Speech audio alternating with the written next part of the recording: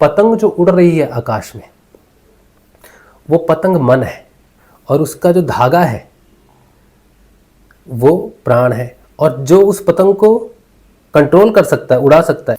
तो ये जो तीन चीज़ें हैं, परमात्मा जो इंद्रियातीत है, पंच भौतिक ब्रह्मांड से परे है, आत्म स्वरूप है, वो ही हमारे इस शरीर में, हृदय में आत्मा के रूप में रहता है। और बाकी जो हमारा शरीर है, प्राण है, मन है, बुद्धि है, ये सारा का सारा भगवान के स्वरूप में आता है। ये कष्ट भी भोगता है, ये सुख भी भोगता है। तो अगर इन चार परतों से अगर आपको बाहर जाना है तो भगवान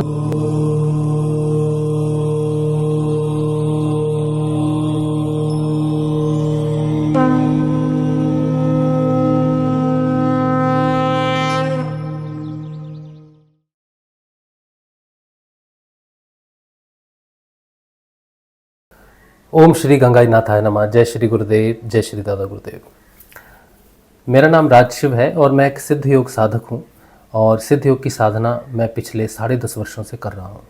और साधना में जो भी परिवर्तन आते हैं उनको मैं सत्संग के माध्यम से, वीडियोस के माध्यम से जो है वो दूसरे साधकों तक पहुँचाने की जो है मैं कोशिश करता हूँ, प्रयास करता हूँ। और जितने भी लोग साधना कर रहे हैं, और ऐसी उम्मीद करता हूँ कि वो साधना करते रहें, डटे रहें, उनका विश्वास साधना में बना रहे, और वो भौतिक परेशानियों से या भौतिक जीवन में आने वाले संघर्षों से परेशान होकर जो है साधना से मुंह ना मोड़ लें या साधना को छोड़ कर ना चले जाएं। आज मैं जिस विषय पर बात करना चाहता हूँ वो है साधना के जीवन में हम बहुत सारी समस्याओं का जो है सामना करते हैं अपने जीवन में, और उसके लिए हम बहुत लोगों को दोषी भी मानते हैं कि इसके कारण हो गया, उसके कारण हो गया, इस तरह की बातें करते हैं। भगवान को भी दोष देते हैं, और हम परमात्मा को भी दोष देते हैं, ईश्वर को भी दोष देते हैं, किसी देवी देवता को दोष देंगे, किसी न किसी को तो हम अपने दोषों का कारण मानते ही हैं। तो आज का विषय जो है वो साधना को समझने के लिए है और अपने मन को शांत करने के लिए है। देखिए, 3 चीज़ें हैं आज जो हम जिन पर बात करेंगे। पहली है भगवान, और उसके पीछे है कर्म, और दूसरी तरफ है परमात्मा। तो जनरली जो साधना नहीं करते हैं उनके लिए तो परमात्मा, भगवान, ईश्वर सब एक ही हैं, क्योंकि वो साधन नहीं करते, इसीलिए वो कभी किसी की आराधना करते हैं, कभी किसी देवी देवता की करते हैं, कभी किसी को करते हैं, कभी परमात्मा को बुलाते हैं, कभी ईश्वर को बुलाते हैं, ये कुछ करते हैं। उनके लिए बस एक ऊपर की एक सत्ता है, एक परम सत्ता है जिसे हम भगवान कहते हैं, और वो हम सबको चलाता है, हमारे सुख दुख का जो है वो निर्णय करता है, निर्णायक है। तो साधारण व्यक्ति डिफ्रेंशिएट नहीं करता है, लेकिन जो साधक है, जो साधन पथ पर है। अब साधक कौन है? जो लोग साधक नहीं है, वो लोग इस वीडियो को देखेंगे और समझेंगे कि हम कौन है, हम भी तो पूजा करते हैं, सुबह उठ के 10 माला कर ली, शाम को कर ली, तो हम भी तो साधक हुए। तो साधक में और पूजा का पाठ करने वाले व्यक्ति में थोड़ा सा डिफरेंस होता है। पूजा पाठ करने वाला व्यक्ति जो है वो अपने जीवन को समृद्ध करने के लिए, पुण्य कमाने के लिए, अच्छा जीवन के लिए, और बाहरी किसी देवी या देवता का कोई आराधना करता है, कोई विधि विधान से कुछ कर रहा है। शिव की पूजा कर रहा है, हनुमान जी की कर रहा है, गणेश जी की कर रहा है, कृष्ण जी की कर रहा है, किसी देवी की कर रहा है, पितरों की कर रहा है, इष्ट की कर रहा है, या कुल देवी या कुल देवता की कर रहा है, कोई उपाय कर रहा है, या अपनी समस्याओं के लिए प्रार्थनाएं कर रहा है, नौकरी लग जाएगी, बेटा हो जाएगा, शादी हो जाएगी, बच्चे सुखी हो जाएंगे। तो इस प्रकार से हम बहुत सारी आराधनाएं करते हैं। या फिर हमारे जीवन का सुबह और शाम का नियम होता है कि सुबह को पूजा अर्चना करनी है, आरती करनी है, शाम को संध्या वंदन करना है, या सोने से पहले ये करना है, खाना खाने से पहले शिव को जल चढ़ाना है।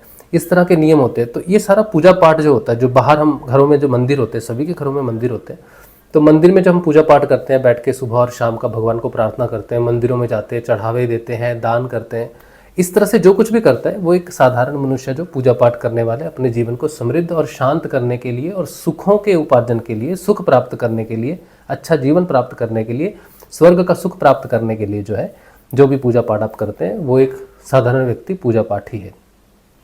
और उसका मार्ग जो है वो बाहर से अंदर की तरफ जाने का है। मतलब ईश्वर जो है, भगवान जो है, परमात्मा जो है, जिसमें अभी कोई डिफ्रेंशिएशन नहीं है, कोई भेद नहीं है, वो बाहर से भगवान के किसी स्वरूप को देखता है, किसी विधि को देखता है, और प्रणाम करके वो भगवान को अपनी प्रेयर्स भेजता है, किसी के माध्यम से भेजता है, कुछ भी करता है। तो वो बाहर से अंदर जाता है।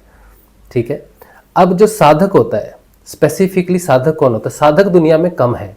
साधक का मतलब होता है कि किसी के जीवन में ये मुक्ति की इच्छा हो गई, स्वर्ग की नहीं, सुख की नहीं, समृद्धि की नहीं, धन की नहीं, किसी भी चीज़ की, बाहरी भौतिक चीज़ की किसी की भी इच्छा नहीं है उसकी इच्छा है कि मैं अब इस जन्म और मृत्यु के बंधन से मुक्त होने के लिए मैं साधना करूं। तो जन्म और मृत्यु से मुक्त होने के लिए उसको क्या करना पड़ता है, उसको साधना करनी पड़ती है। और साधना क्या करती है, साधना में हम अंदर से बाहर आते हैं। साधना अलग है। साधना में जो अंदर है, जो परमपिता परमेश्वर जिसे आत्मा कहते हैं, जो हमारे हृदय में निवास करता है, हम उसे स्वयं को मान लेते हैं कि मैं ही आत्मा हूँ और मैं ही साक्षी रूप से इस सारे ब्रह्मांड को देख रहा हूँ। तो जो साधक है उसकी यात्रा अंदर से बाहर की होती है, तो उसे अंदर का सारा ज्ञान है, इसलिए संसार का भी सारा ज्ञान हो जाता है। लेकिन एक साधक को अंदर से बाहर आने के लिए पहले बाहर से अंदर जाना पड़ता है, क्योंकि कोई भी व्यक्ति पहले पूजा पाठ करता है बाहर रीति रिवाजों में, संस्कृति में, या जो भी उसके परिवार की जो परंपराएं रही हैं उनके अनुसार ही वो साधना करता है। ये तो जीवन की घटनाक्रम ऐसी है कि भगवान जिसकी वो पूजा करता है, इष्ट की, उनके प्रसन्न होने से उसे मुक्ति का मार्ग या मुक्ति की इच्छा होती है। तब वो पहले बाहर से अंदर आने का प्रयास करता है। तो बाहर से अंदर आने की जो प्रक्रिया है वो गुरु के माध्यम से होती है, क्योंकि गुरु ही है जो आपको अंदर प्रवेश करवा सकता है। और वो आज्ञा चक्र जिसे हम मानते हैं, दशम द्वार जिसे मानते हैं, वहाँ पर ध्यान की विधि बताता है। तो जब किसी व्यक्ति के जीवन में ध्यान आता है, अब बहुत सारे ऐसे लोग हैं जो बिना गुरु के भी ध्यान करते हैं। बिना गुरु के ध्यान के आप अपने अंतर जगत में प्रवेश नहीं कर सकते, यानी कि आप अपनी सुषुम्ना नाड़ी में प्रवेश नहीं कर सकते। बिना गुरु के ध्यान से आप इस ब्रह्मांड के रहस्यों को जान सकते हो, शक्तियों को पा सकते हो, लेकिन आप अपने अंदर प्रवेश नहीं कर सकते अपने अंदर। अब जब कोई साधक बनता है तो उसके लिए समर्थ सदगुरुदेव होना जरूरी है। समर्थ सदगुरुदेव के बताए अनुसार जब कोई साधना करता है तब फिर वो बाहरी मुखी से अंतर्मुखी होकर प्रवेश करता है, आत्म रूप से जागृत होता है, सुषुम्ना नाड़ी में प्रवेश करता है और आज्ञा चक्र पर उसका ध्यान लगता है। ये एक प्रोसेस है लंबे समय में, ठीक है। ये तो डिफरेंस था कि साधारण व्यक्ति क्या कर रहा है और साधक क्या करता है। तो साधक क्या कौन है, जो गुरु के अधीन या गुरु के अनुसार, गुरु के बताए अनुसार जो साधना करता है स्वयं को जानने की, आत्म स्वरूप में स्वयं को जानने की कि मैं ही परमात्मा हूँ, तो उसे साधक कहते हैं, ठीक है। अगर आप अपने आप को आत्म स्वरूप में जानने का प्रयास कर रहे हैं तो आप साधक हैं। अगर आप परमात्मा को अलग मान रहे हैं, उससे कुछ मांग रहे हैं, तो आप एक पूजा पाठ करने वाले धार्मिक व्यक्ति हैं। अब साधक जो है उसके लिए तीन चीज़ें बड़ी महत्वपूर्ण है। पहली भगवान को जानना, दूसरा कर्म को जानना और तीसरा परमात्मा को जानना। भगवान जो है, भगवान सगुण साकार रूप होता है। जो भी दिव्य शक्ति, जैसे भगवान का मतलब होता है कि भूमि है, ये जो पंच तत्व हैं, भौतिक पंच तत्व हैं, इन्हीं को हम भगवान के स्वरूप में जानते हैं, क्योंकि ये हमें जीने के लिए जो है एक स्थिति परिस्थिति प्रकट करते हैं। जैसे आकाश है, पानी है, जल है, अग्नि है, वायु है, भूमि है, इससे भी सारा जगत जो है प्रकट होता है। तो कोई देव या देवी जो है वो इस पंच भौतिक सृष्टि में है, उन्हें हम देवता मानते हैं और उनका अलग अलग काम है। जैसे नवग्रहों का काम होता है कि कर्म के अनुसार जो है वो व्यक्ति को फलाफल देते हैं। तो भगवान कई बार क्या है कि जन्म लेते हैं पंच भौतिक शरीर में, और वो इस भेद को भी प्रकट करते हैं कि भगवान कौन है, देवी देवता कौन है और परमात्मा कौन है। जैसे भगवान श्री हरि की गीता है, गीता में भगवान ने जन्म लिया है एक व्यक्ति के रूप में, और अर्जुन को बताते भी हैं कि ये शरीर जो तुम देख रहे हो भौतिक पंच भौतिक शरीर में, ये मैं नहीं हूँ। मेरा जो दिव्य स्वरूप है, या मैं मैं तत्व स्वरूप हूँ, उसे तुम जानो। तो उनको दिव्य दृष्टि देकर उन्होंने पंच भौतिक भगवान की दृष्टि से परे स्वयं को आत्म स्वरूप में दिखाया कि मैं ही आत्मा हूँ, और आत्मा से ही, आत्म रूप ऊर्जा से ही ये सारा संसार की रचना होती है। तो भगवान क्या है, भगवान परमात्मा से प्रकट होता है। आत्मा से परमात्मा अगर निर्गुण निराकार है तो उसका जो पंच भौतिक स्वरूप में जब वो प्रकट होता है तो उसे हम भगवान मानते हैं। तो कृष्ण भगवान जब अवतार लेते हैं तो वो अपने मूल स्वरूप से प्रकट हुए हैं, राम भगवान अपने मूल स्वरूप से प्रकट हुए हैं, या जो कुछ भी हम देखते हैं देवी देवताओं के स्वरूप में, पितरों के स्वरूप में, ईष्ट के स्वरूप में, कुल देवी देवता के स्वरूप में, माता पिता के स्वरूप में, तो वो सारा का सारा जो है वो मूल परमात्मा से प्रकट होता है। और ये सारा संसार जो है ये भगवान के स्वरूप का ही है। तो हम कहते हैं ना कि सारी सृष्टि जो है ये आत्मा से बनी हुई है, भगवान का ये विराट स्वरूप है। सारी सृष्टि भगवान का विराट स्वरूप है। मतलब कि उस आत्मा ने जो भगवान के रूप में प्रकट होता है, उसका ये विराट स्वरूप है।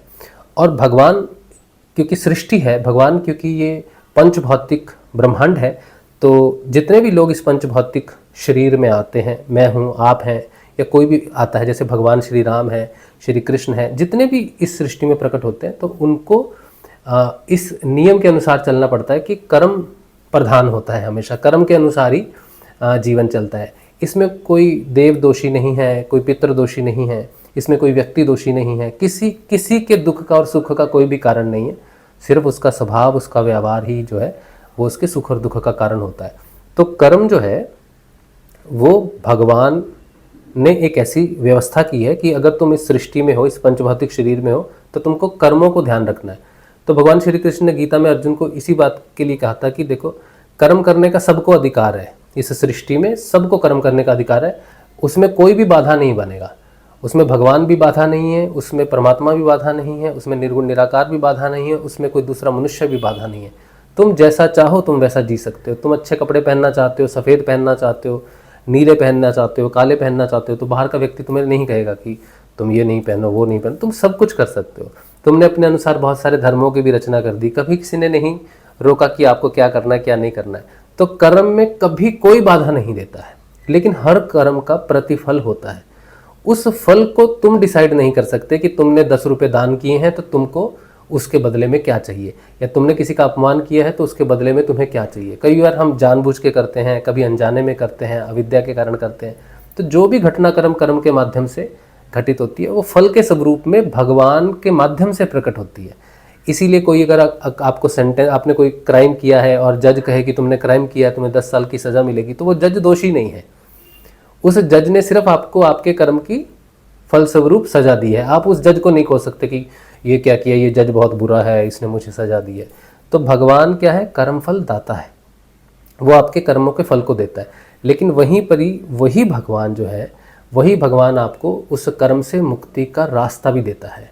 और उसी पंचभौतिक जगत में, उसी भगवान जगत में, उसी विराट स्वरूप में परमात्मा गुरु के स्वरूप में रहता है पंचभौतिक शरीर में। लेकिन उसके अंदर जो चेतना है, जो इनलाइटनमेंट है, वो ये जो त्रिगुणात्मक प्रकृति है जिसे भगवान बोला जा रहा है, वो उससे बाहर की चेतना होती है संसार के अंदर ही, है इस ब्रह्मांड के अंदर ही। लेकिन वो एक ऐसा रास्ता है जो इस भगवान से, इस भगवान स्वरूपी जगत से बाहर निकलने का है। और उसके लिए जो मदद करता है वो भी भगवान ही करता है। भगवान के कई स्वरूप हैं, भगवान ही विद्या के स्वरूप में प्रकट होता है, भगवान भी अविद्या के रूप में पकड़ के रखता है। तो जब कोई व्यक्ति सच्चा है और वो किसी देव को, किसी देवी को, किसी ईष्ट को या किसी भी स्वरूप को प्रणाम करता है कि भगवान मुझे रास्ता दो कि मैं स्वयं को जान पाऊँ, तो यही पंच भौतिक भगवान जिसे कहा जाता है, यही उसको गुरु के स्वरूप में रास्ता देता है कि तू इसका रास्ता अपना, इसका ये जैसा कहता है वैसा कर, क्योंकि ये बाहर जाने का रास्ता जानता है।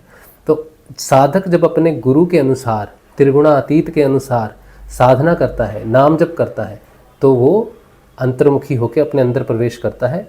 अपने शरीर से, अपने प्राण से, अपने मन से और अपनी बुद्धि से, इन 4 आवरणों से वो मुक्त होकर सच्चिदानंद ऊपर के 3 आवरणों में प्रवेश करता है। और वो जो रास्ता है वो हृदय में सुषुम्ना नाड़ी से जुड़कर, सुषुम्ना नाड़ी से ही वो, सूक्ष्म नाड़ी से ही प्राण में पहुंचता है, प्राण से ही वो सारे जगत को पार करता है, सारे ब्रह्मांड को पार करके त्रिगुणातीत होता है। और ब्रह्मरंध्र से जो है वो, यही शरीर में ब्रह्मरंध्र से जो है वो बाहर निकल जाता है, फिर उसका कभी भी जन्म नहीं होता। भगवान श्री कृष्ण ने गीता में अर्जुन को जो भी उपदेश दिया है वो गुरु के स्वरूप में दिया है। वो परम पिता कहता है कि मैं अर्जुन, मैं सबके हृदय में वास करता हूँ और मैं हृदय में जागृत भी होता हूँ, और इसके लिए तुम्हें किसी ऐसे योगेश्वर के पास, जैसे मैं योगेश्वर हूँ, योग प्रदान करता हूँ, तो योगेश्वर के पास तुम्हें जाना पड़ेगा, प्रार्थना करनी पड़ेगी कि हे गुरु, हे परमपिता, हे योगेश्वर, मुझे अपना योग प्रदान करो। तो भगवान कहते हैं अगर किसी को मेरा योग हो जाए, यानी कि आत्मा का परमात्मा के साथ हो जाए मिलन, तो फिर वो ये पंच भौतिक जो ब्रह्मांड है इससे पार चला जाता है।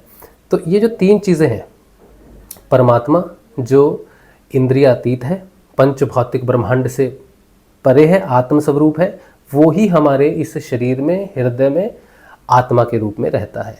और बाकी जो हमारा शरीर है, प्राण है, मन है, बुद्धि है, ये सारा का सारा भगवान के स्वरूप में आता है, ये कष्ट भी भोगता है, ये सुख भी भोगता है।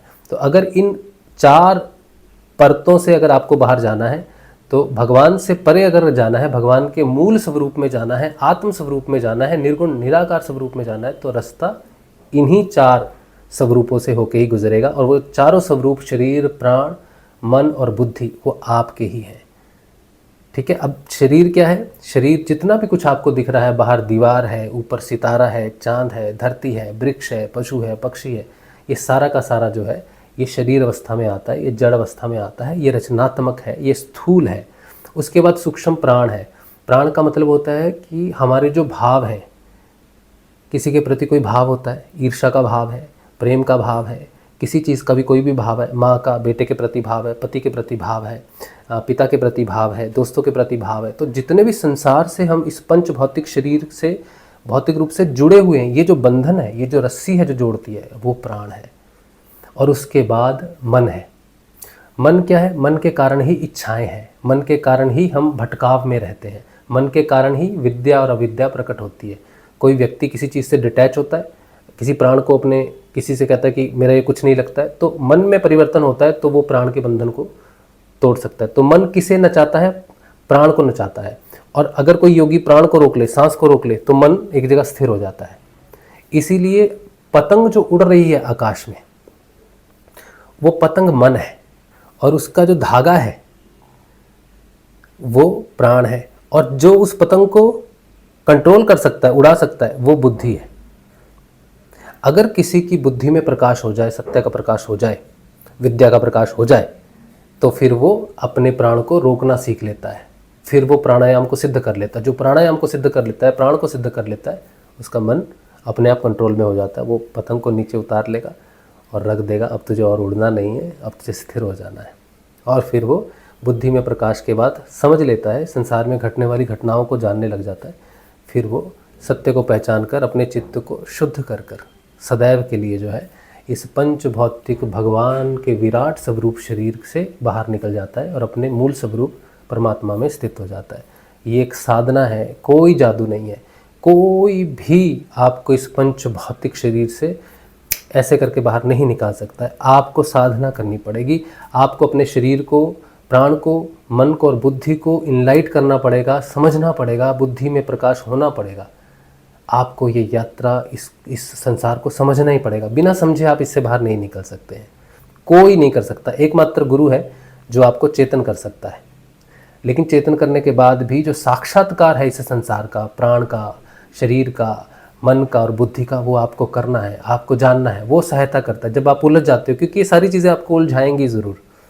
जब आप उलझ जाओगे और फिर आप अपने गुरु से कहोगे कि मैं समझ नहीं पा रहा हूँ, उलझा हुआ हूँ, तब वो आपका मार्गदर्शन कर देगा। एकदम से आप में एक प्रकाश की तरह आपको समझा देगा कि शांत हो जाओ थोड़ी देर के लिए, थोड़ी देर के लिए स्थिर हो जाओ, चीज़ें समझ में आने लग जाएंगी। तो गुरु क्या करता है? फंसे हुए साधक को मार्ग में बस थोड़ा सा धक्का देता है और आगे निकालता है, लेकिन चलना साधक को ही होता है। ठीक है। तो भगवान से कोई नफरत मत कीजिए, भगवान बुरा नहीं है, भगवान ही मदद करता है। क्योंकि ये जितना पथ है साधना का, ये भगवान के अंतर्गत ही है, भगवान के जगत में ही है। उससे विरोध कर कर इस पथ पर आप नहीं चल सकते। सबका सम्मान करना चाहिए और कर्म को सर्वोपरि मानना चाहिए। ठीक है। कर्मों से ऊपर उठने से ही मुक्ति होती है। अगर एक भी कर्म बचा रहा तो वापस आपको जन्म इस भगवान स्वरूपी विराट शरीर में, इस पंचभूत स्वरूप, भागवत स्वरूप, पंचभूत स्वरूप में आना ही पड़ेगा। आपको मुक्ति नहीं हो सकती। तो असेंशन का मतलब है कर्मों से ऊपर उठना। कोई दिव्य शक्ति नहीं है, कुछ भी नहीं है। हर व्यक्ति के अंदर परमात्मा वास करता है, हृदय में। हर व्यक्ति परमात्मा का स्वरूप है, दूसरा कोई परमात्मा है नहीं। कोई किसी से बात नहीं कर सकता। तुम्हारे अंदर है, तुम्हारे अंदर वो चीज़ प्रकट हो जाती है, स्वयंभू हो जाती है।